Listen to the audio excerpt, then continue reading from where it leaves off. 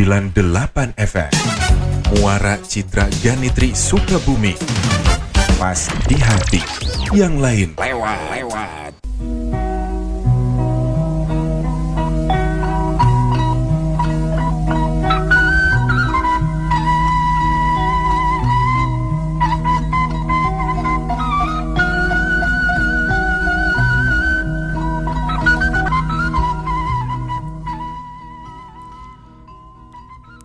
Wargi-wargi Muara Citra Ganitri satu acana kang tile ngahanca ieu carita tong hilap kanapang dedelna ieu acara nyaeta madu herbal genep salapan. Anu mana ieu madu herbal genep salapan teh nyaeta aya 3 rupi. Anu amis, anu pait, sareng anu min. Ieu madu herbal genep salapan teh diproduksi ku CP Muara Laris Terus Jakarta. Gitu tah wargi. Wargi-wargi Muara Citra Ganitri anu mana dina ayeuna kang tile baris medar hiji carita. Ieu carita teh nyaeta lanjutanana dina judul Jangkarman. Ieu carita Jangkarman teh masih keneh hasil karya Kang Asep Gun Majalaya.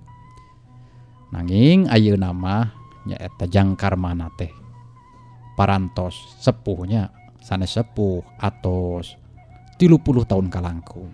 Janten anu aya dina ieu carita mah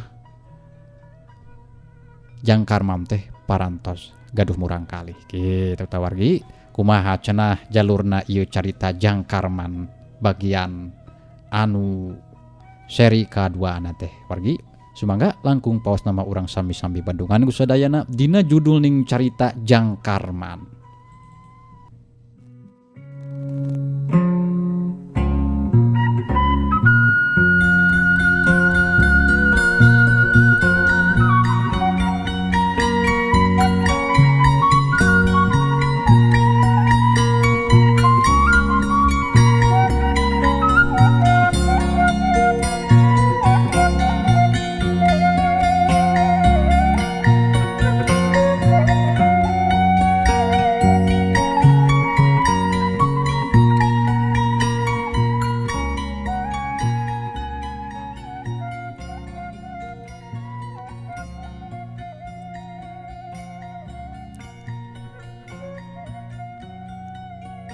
Kesugri para wargi, reg atuh hiji mobil teh eureun.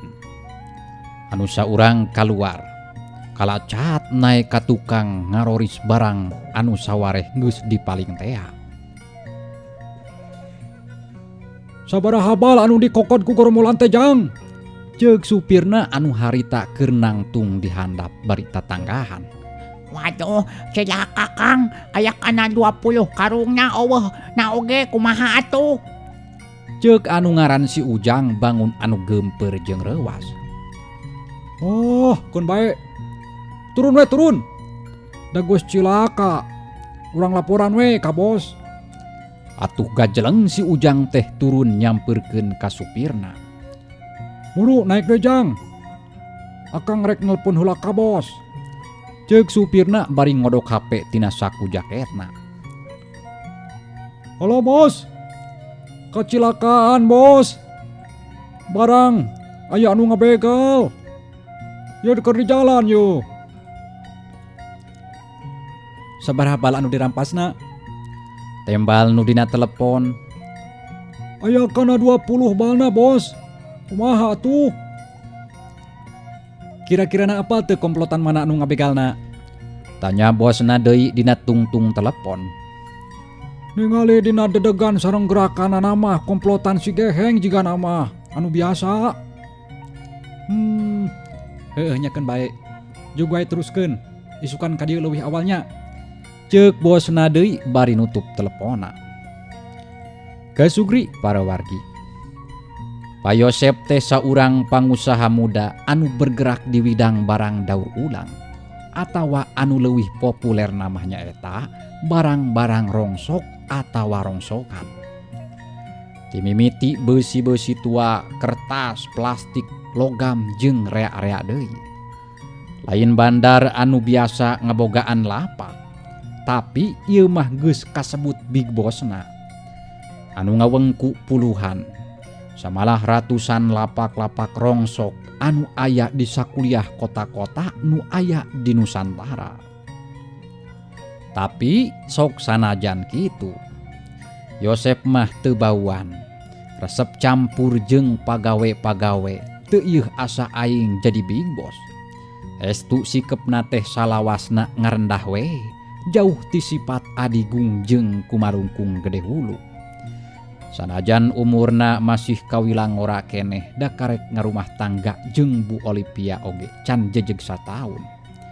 Alhamdulillah masih can kapercaya ngabogaan turunan. Sanajan kasebut ngora keneh oge ari otak namah lincah jeung cerdas. Manehna bisa ngagobeg atawa ngelola pausahaan barang bekasna anu sakitu lobana. Jadi teu percuma lamun pakarman jeung bujahra mercayakeun pausahaanana ka anakna anungan hiji-hijina teh. Estu sagala tabiatna Yosep mah teu jauh jeung anu jadi bapana. Atuh pantes wae lamun salila ieu Yosep sok resep gagaulan jeung pagawe-pagawena teh. Sikep anu kitu teh pan terahing ti anu jadi bapana nyaeta pakarman. Harita wanci pasosore. Yosep atawa biasa disebut Pa Yosep biasa oge diserbut bos ku anak buah nama. Pa Yosep keur nyalse diuk di patengahan imah. Manehna waktu eta keur mikiran kajadian-kajadian anu salila ieu jadi bang balu hatena. Nyaeta ngeunaan begal atawa anu sok diserbut bajing luncat teh. Anu akhir-akhir ieu manehna mindeng kalaporan ku para supir-supirna anu aya di sabudeureun kota Bandung. Diantep teh kalebeuki meuweuh. Jeung anehna pihak kapolisian oge beut jiga anu hare-hare, jiga anu sieun ku begal. Anu dudugan kudu ngaran si Geheng teh. Kitu grentos hatena. Memang salila ieu komplotan begal jalanan anu biasa nyengatan mobil jeung truk-truk anu mawa barang ti Bandung ka Jakartakeun. Meni jadi asa marak naker. Pang-pangna anu kasohor mah komplotanana si Geheng teh. Malah geus aya 10 kalina Yosep kalaporan ku anak buahna ieun trukna dibegal ku anak buahna si Geheng. Sabenerna ari ukur sakali 2 kali mah Yosep oge teu ieuh jadi pikiran. Tapi da beuki dieu asa beuki karepna keur ngabadogna teh. Sabot keur kitu kadenge di luar aya sorak mobil ngagerung. Yosep cengkat tina diukna ngareret kanu anyar datang. Teu lila jerut saurang lalaki turun tina eta mobil. Umurna eta anu datang teh ampir sapantaran we jeung bapana Yosep mah. Awakna keker sembada, make jaket kulit hideung, ditopilakeun make kacamata riben. Terus eta jalma unggah ka teras tuluy uluk salam. Assalamualaikum. Waalaikumsalam. Yap kalebet Pak. Tembal Yosep. Hapunten bos, bapak teh rada telat. Ceuk eta lalaki anu katelahna pabardan wawakil kahiji kapercayaan Yosep. Anu ngawengku sakabeh pausahaan daur ulangna. Aya pikeun saeunaon asa reuwas bapak mah bos. Ceuk pagadan bari geek tiuk pahareup-hareup jeung Yosep. Perkawis begal teh apa? Beuki dieu teh asa beuki meuweuh wae geuning. Pihak kepolisian oge jiga anu hare-hare wae. Sumuhun gitu bos. Padahal bapak oge parantos ari laporan mah. Mung da asa tu aya tindak lanjutna. Angger we komplotan si Geheng sareng anu sanesna oge kalah beuki maraceuh. Jiga anu aya, jiga anu taya kasieun pisan ku aparat teh. Atos tak akun jiga nama pak polisi oge bos. Nya. Da memang lain penjahat kaler, naon? Lain penjahat kelas teri komplotana anu ke gedung anu ngaran si Geheng teh. lain ukur di kota Bandung hungkul hampir di sakuliah Jawa Barat beja nama eta teh. Muhun. Kumaha atuh cara ngungkulanana bos? Ai, dupi tuang rama parantos terangun atana pitu acan. Ceuk pabadan manehna oge apal kasang tukangna bapak anu jadi bosna nyatana Karman. Anu geus lain ukur beja ilmu jeung pangabisana dina urusan kanuragan mah. Parantos Pak, saur pun bapak mah laporan we ka pihak aparat cenah. Ulah waka ditangani secara pribadi gitu saurna. Nya duh. Padahal upami anjeunna turun tangan langsung mah sakicup oge jigana perentah si geheng katut anak buahna teh. Da tuang rama mah kapungkur oge tu acan kantos aya nu ngelehkeun. Sakumaha begal atana pigarong gerot anu waruduk oge libas sadayana ge ku tuang rama mah bos. Ceuk pabadan meuni bebeakan muji-muji ka Pak Karman teh. Jiga anu heueuh nyaho wae. Padahal ukur beja manehna oge. Nya eta kumaha atuh da saur pun bapa mah kitu. Iraha ngintun deui barang Pak. Yosep mengkolkeun obrolan. Dintun enjing teh aya 7 lapak anu bade iang ka Jakarta.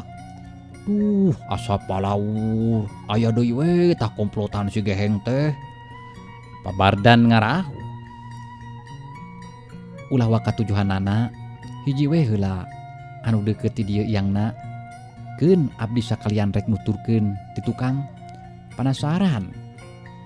Ceuk Yosep bari ngusapan pereupna ngarasa jengkel jeung gemesna keur manehna teh. Sumuhun mangga bos, mangga. Mangga. Mending disarengan we ku polisi atuh nu ngawalna bos. Pantihla oge enggeus kungsi mau polisi, pan buktina polisi saurang dua urang wae mah teu berkutik kalah dibarogod geuning ku komplotan si geheng teh. Muhun deui nya. Tembal pabadan bari nyabak tarang. Akhirna mah obrolan antara Yosep jeung pabadan teh meunang kasimpulan. Engke peuting Yosep teh rek nuturkeun truk anu iang barang ka Jakarta. Anu satadina mah aya kana 7 trukna barang anu rek diiangkeun peuting engke teh. Ngan ku Yosep dicaram heula. Da Yosep ngarasa hayang nyaksian ku panona sorangan ngeunaan begal anu sok margatan supir-supirna. Pang-pangna mah hari ukur hiji mah truk meh jongjon we. Da pasti peuting engke oge bakal aya deui komplotan begal atawa bajing luncat anu digegedugan ku anu ngaran si geheng teh. Yosep lain jelema anu atah ku pangarti. Pang-pangna dina urusan bela diri mah. Kangaranan anak saurang jalma anu geus linuhung dina bab elmu perelmuan. Timimiti ilmu lahir nepi ka ilmu jerona oge geus ampir kabeh diwariskeun ku bapana. Tapi sanajan kitu, salila ieu Yosep jarang pisan ngagunakeun ilmu warisan ti bapana teh. Darek naon atuh ari eueuh masalah mah. Ceuk papagah bapana oge lain ukur lain keur sombongkeuneun ilmu mah, tapi keur jaga diri we. Kitu oge lamun geus taya deui cara. Mundur teu meunang mundur, lumpat teu meunang lumpat. Kitu ceuk Pak Karman ka Yosep. Malah masalah begal anu geus sababaraha kali ngagasak barang-barangna oge. Pan ku Karman mah teu nitah langsung dilawanan secara fisik, tapi kudu dilaporkeun we ka pihak kapolisian. Percayakeun we kan wajib kitu cenah pokna Pak Karman teh basa mapatahan Yosep. Rencana anu engke peuting rek dilakukeun ku Yosep oge teu sakanyahoan bapana. Istilahna mah rarancepan we heula. Bari sakalian hayang mecak-mecak pangarti tinu jadi bapana.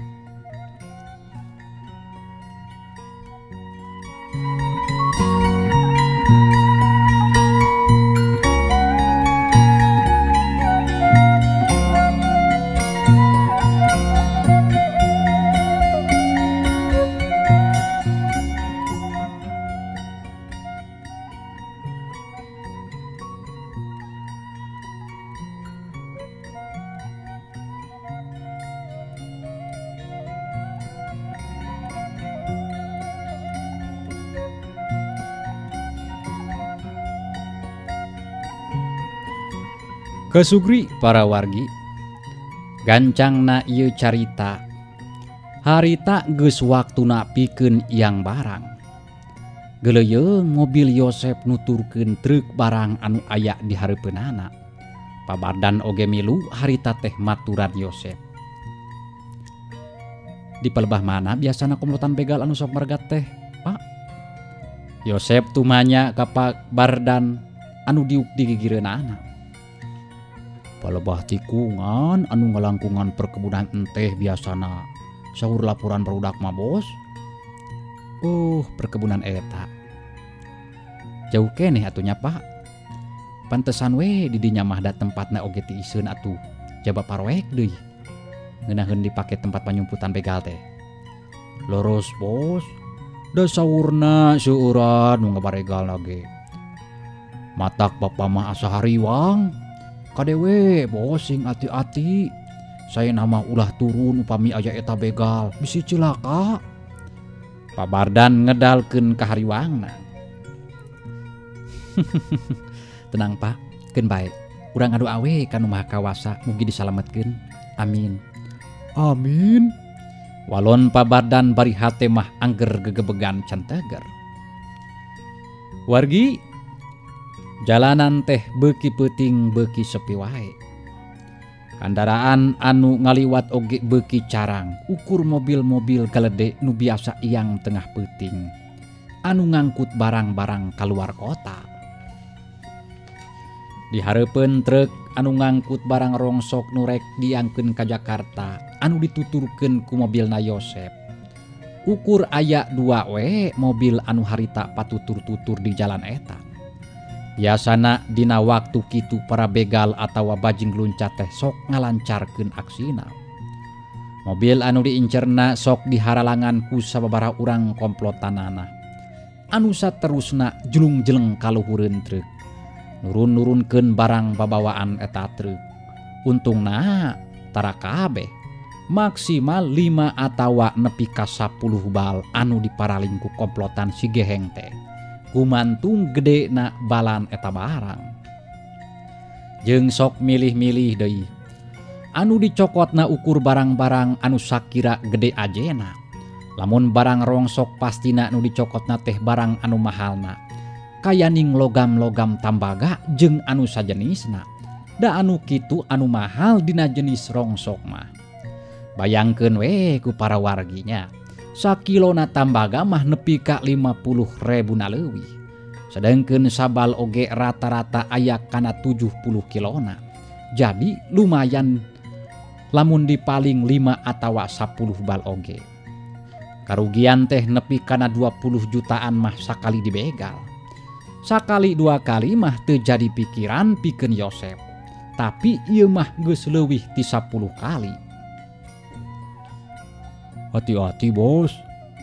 Tah di palebah dieu biasana para bajing runcak sok mergatna teh. Pabardan ngingetan ka Yosep. Kalempak, keun urang siaga we hayang nyaho nu kumaha begal anu sarila ieu ngaresahkeun jeung ngaruwikeun teh. Tembal Yosep manehna oge geus taki-taki ti tadi keneh. Bener wae. Aya meureun jarakna kira-kira 10 meteran mah di hareupeun truk nu dituturkeun ku Yosep. Jol jelung-jeleng sabara urang jalma nu maraket taregos hideung bari ngalalagar bedog panjang ngajarga megatan di tengah jalan. Tuh itu bos. Nya itu bos. Aya begal nu bari ngarampok teh. Kumaha bos? Pabardan nyaritana pabeuli teu puguh bakat kusieun. Awakna katara menik ngadegdeg. Tenang Pak, tenang. Keun antep heula. Ke mun treukna geus dieureunkeun abdi rek miheulaan nyampeurkeun. Yosep tetep tenang manehna mah. Sikepna nu jiga kitu teh teu rahing tinu jadi bapana. Nu tara jug ngeper. Lamun yang hareupan musuh anu kumaha wae oge. Reg treuk teh eureun. Tapi barang eta begal rek nyampeurkeun ka hareupeun treuk.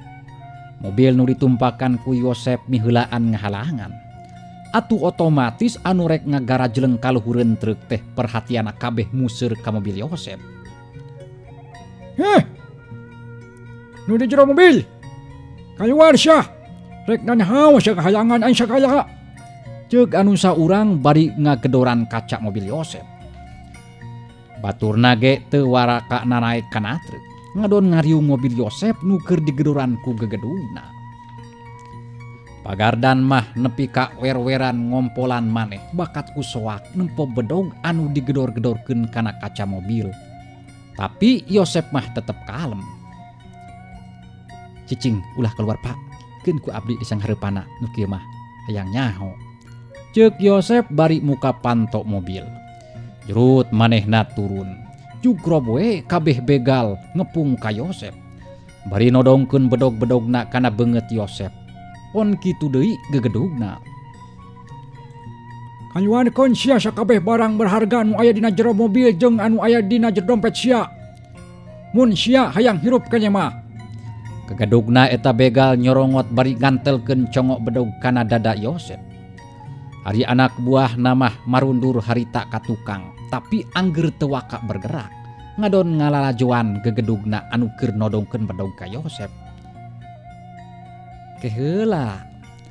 Naon masalahna ieu teh? Jug nitang kaluarkeun barang-barang berharga segala. Lamun sayah teu nurut rek kumaha?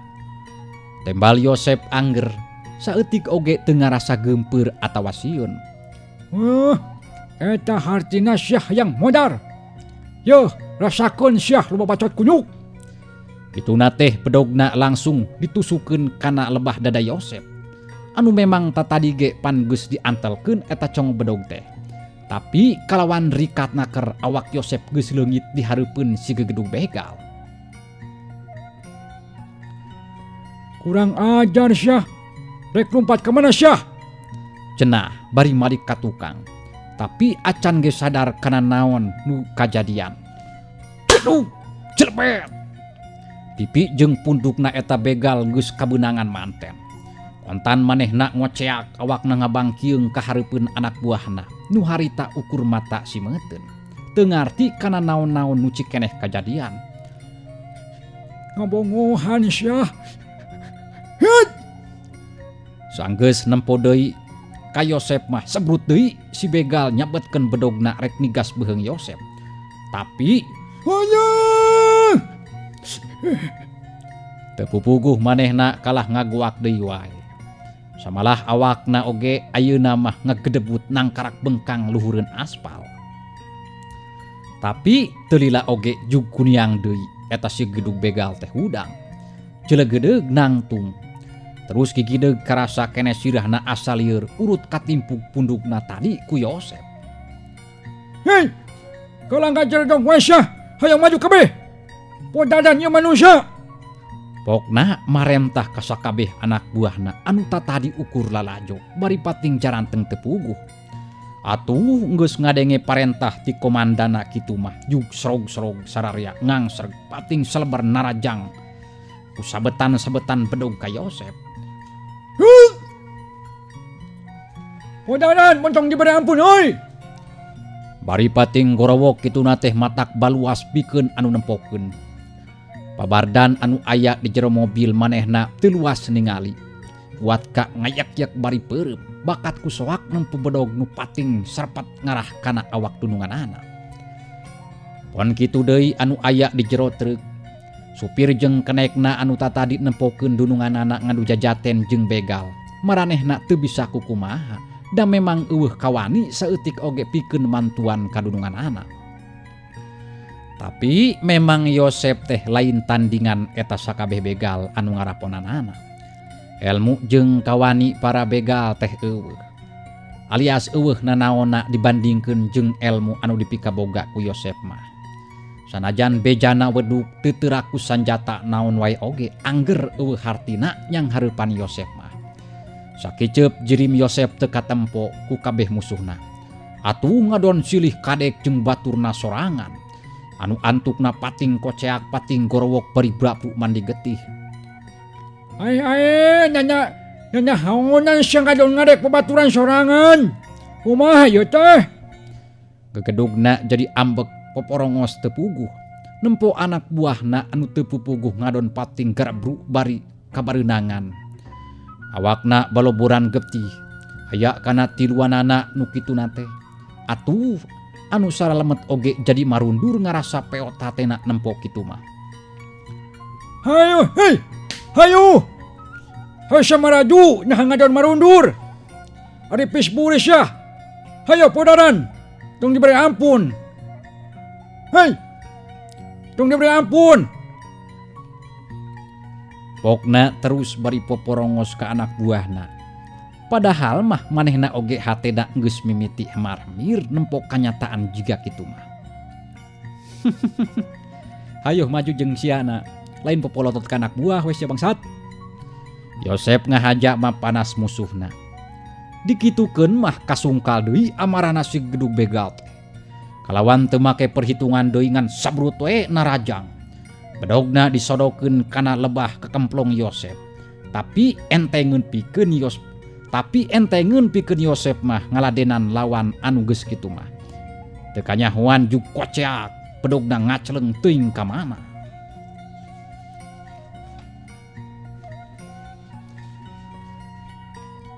Harita meh bareng sakabeh anak buahna oge pating koceak. Awakna brak-bruk pating kedebut beunang ku tenggeulan-tenggeulan Yosep. Nu gerakana cepat lir kilat, teu katuturkeun ku awasna panon lahir para begal. Hudang sia anu ngaran Sigeheng teh ha? Yosep bari ngajejek dada anu dianggap gedugna eta begal. Ari anak buahna ukur pating hargung we teu bisaun hudang deui. Ampun bos, ampun. Sanes abdi mah anak buahna. Ampun, udah dipaihan. Oh ya. Cenah, kitu teh bari acong-acongan nyembah bakat kusieun dipaihan. Oh, jadi gegedug sia mah eueuh di antara siak sakabeh nu aya di dieu nya. Kitu teh bari ngabagi panempona ka sakabeh begal anu keur ngajarongkeng di dinya. Sumohon bos. Abdi sadayana ukur ngajalankeun parentah kitu san. Ampun bos, ampun. Di mana markas gegedug sia anu ngaran Sigeheng? Sok bejakeun sia. Mun teu dibejakeun awas. Sia sakabeh moal bisa balik kalawan salamet. Yosep nyingsieunan ka eta balad Sigeheng. Sakedapan mah anu ditanya teh teu waka nembalan. Puguh berat oge pikeun ngabejakeun sayang nama. Bisa-bisa manehna sorangan nu bakal dipaihan ku gegedugna anu katelah Sigeheng. Kalang haruleng sia. Hayo jawab. Awas sia mun bohong. Mereka terangan. Ceuk Yosep deui bari borongos ka eta begal. Akhirna mah kapaksa we si begal teh ngabejakeun tempat nu sarila ieu dijeun tempat panyumputanana atawa base campna lamun ceuk barudak ayeuna mah. Awas sia lamun bohong. Sia sabatur-batur ku aing rek diteangan najan nyumput di luhur langit oge ku aing mah ha. Henteu bos. Abdi mah teu bohong, nyaan, teu bohong.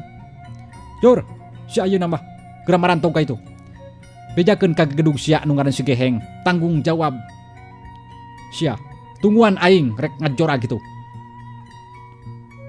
Kesugri para wargi. Saenggeus kitu mah terus we eta begal-begal teh pating kuniang. Anu tatu disarangkeh ku baturna pating laleos teuing ka manajigna da teu katempo dilegleg ku poekna peuting. Kebat lumampahna komplotan begal anu geus kasoran bobor karahayuan.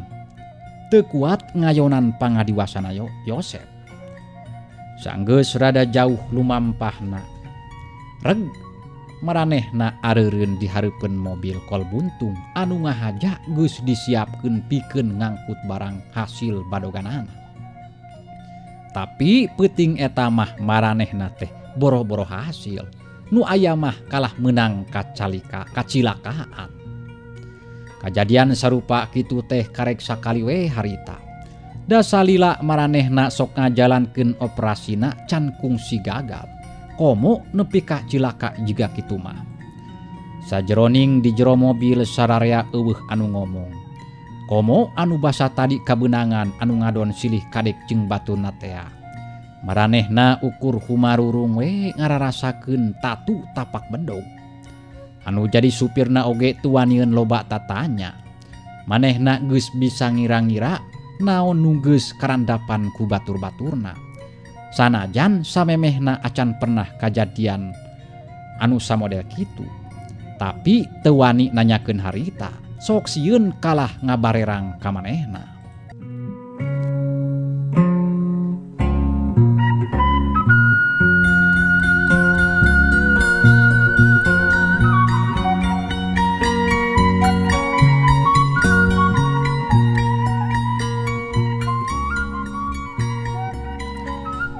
Kasugri para wargi. Akhirna reg mobil eureun dihareupeun hiji imah nu aya di hiji komplek perumahan. Tapi nenggang ti imah sejena mencil di sisi jauh ti jalan raya. Sararea jerat jerut tarurun, mobilna diparkirkeun di tukangan imah. Kabeneran eta imah teh lega pelataran ka tukangna. Ngan katempo ti hareup mah jiga nu eueuh deui lahan. Jaba ti kitu oge eta imah kaayaanana paroek deui. Ceuk anu acan apal bener mah nyangkana imah kosong. Da memang kitu ceuk anu nyarangka oge. Tuluy anu saurang ngetrok panto bari ngucapkeun hiji kecap kata sandi keur ngayakinkeun yeun anu datang teh bener-bener anak buahna. Nya atuh kangaranan jelema jahat mah pasti loba kasieun. Gegedugna nyieun password. Jiga kitu teh anu dipalar sangkan teu gampang kakrewed kun wajib mun sakalieun aya mata-mata anu luha-loho kadinya. Teu lila roket panto aya anu muka. Teu loba carita sararea arasup ka jero imah. Sanggeus araya di jero imah katempo anu muka panto tadi dedeganana jangkung gede. Awakna meniles tereng hideung. Katempo hideung seteh pedah keur buligir. Panona bolotot, buukna panjang, beungeutna pranges pikasieun. Kunaon eta burong? Jeung si bajing retihan kitu awakna. Ceuk eta jalma nyaeta pisan anu katelah si Geheng. Gegedugna para begal anu salila ieu geus loba ngariweuhkeun ka warga. Khususna ka para supir nu sok biasa ngangkut barang kaluar kota. Teu ngangkekeun deui derek-dek we pamingpinna anu tadi teh nyaritakeun naon-naon anu kajadian tadi. Samalah make ditambahan sagala. Cenah musuhna nyaeta Yosep nangtang ka gegedugna. Goblok ya. Piraku seteleh ku manusia sasiki. Jika kumaha manusana wari nangtang kaing sagala. Geus teu betah hirup sugan mah. Ceuk si Geheng awakna meuni ngagidir bakat ku nafsu. Sauna mah engke bakal kadiho cenah. Pokna deui kalah kacaletot nyebutkeun rek kadieu sagala. Naon? Di dieu teh ka dieu. Memang apa alun kitu ka tempat ieu ha? Atawa ku sia dibejakun? Sanes maksud abdi teh atuh da ieu mah dalmina ge sakti tiasa nerawang kitu ta bos. Henteu bos henteu. Abdi mah teu ngawartoskeun, teruskeun we ka barudak. Cenah beri jeung rada gempeur oge bisa ngangles. Untungna si Geheng teu kapapanjangan nanyana. Manehna lujag lejeg teu daek cicing. Jebrot. Sukuna najong lomari, burusut gelas jeung piring meuni mancaura pareupeus. Lomarina oge kuat ka amburasut. Ngayang di luhureun ubin. Kurang ajar. Nada tuh jauh gitu kain teh saha ye. Salila iyo can ayaan wani cumplak cuman tak kakaing. Si Geheng murid kahiji Abah Doblang anu acan kungsi aya nu ngerekun dulu. Kitu keketokna si Geheng. Geningan murid Bah Doblang si Geheng teh para wargi.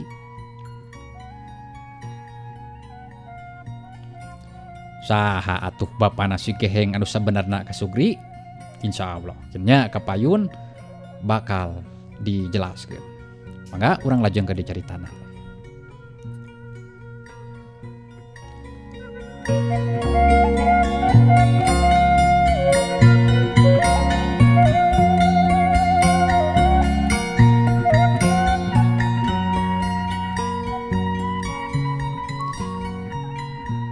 Kesugri para wargi. Ujang Tarmidin. Ngaran anu sabenerna mah manehna teh di zaman Kerjaya. Namah kungsi di salah saurang jelema anu dipikagigis dipikasieun ku balarea. Tukang bobok, tukang tarok, tukang merosotkeun androk. Anak buahna oge loba ampir di mana-mana aya. Kawentar tukang pulak-palak pujag pajeg oge ka anu daragang di pasar. Ngan kangaran eta teh ukur saeutik jelema anu apaleun. Anu leuwih dikenal ku balarea mah ngaranna teh Si Hideung.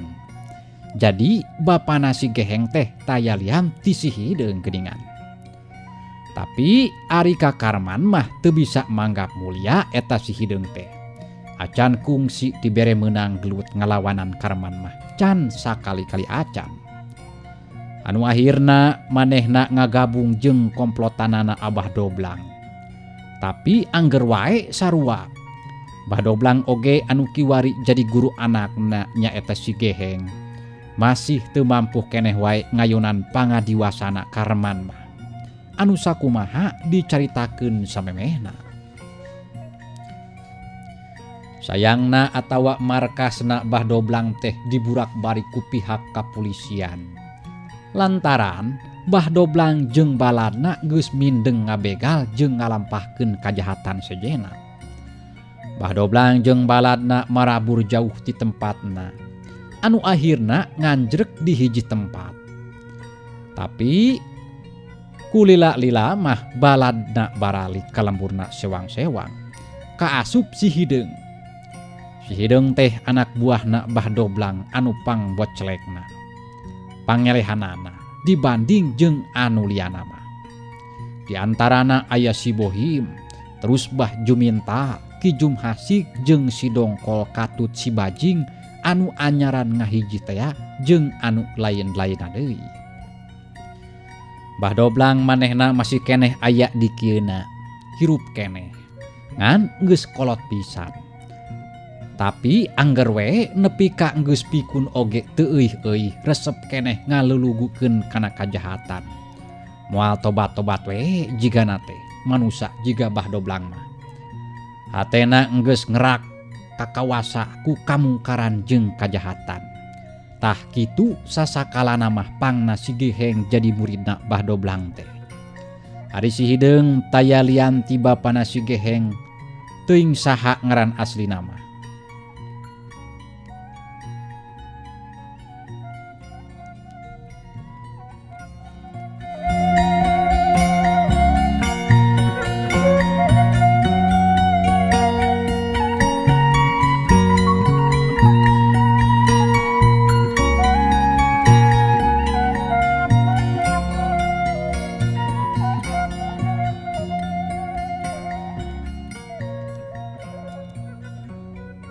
Jelema nama kasep jeung jiga caloy.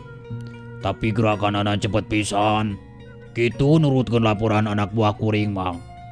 Malah nyebutkeun rek ngajorang sagala ka dieu bah. Ceuk si Geheng ngajelaskeun ka bapana, nyebutna oge Abah ka bapana teh. Kurang ajar manusia teh atuh kitu mah. Kun cenah nyampurkeun ka dieu. Pira kumaneh arek keleh kuno kitu. Panan mare tenggus jadi murid nomor hijina Abah Doblang. Wal aya nu bisa mepakan kabeh oge kana ilmu Bah Doblang mah. Tembal Si Hideung sarua babaung namah jeung anakna. Tapi di dadagoan nepi ka samingguna oge anu rek ngajorag teh can keneh wae datang. Anas masa kabeh anak buahna caricing we teu operasi dina jero saminggu. Bacot we wungkul manusia teh mana geuning eueuh. Mantong di daguan geus aya samingguna.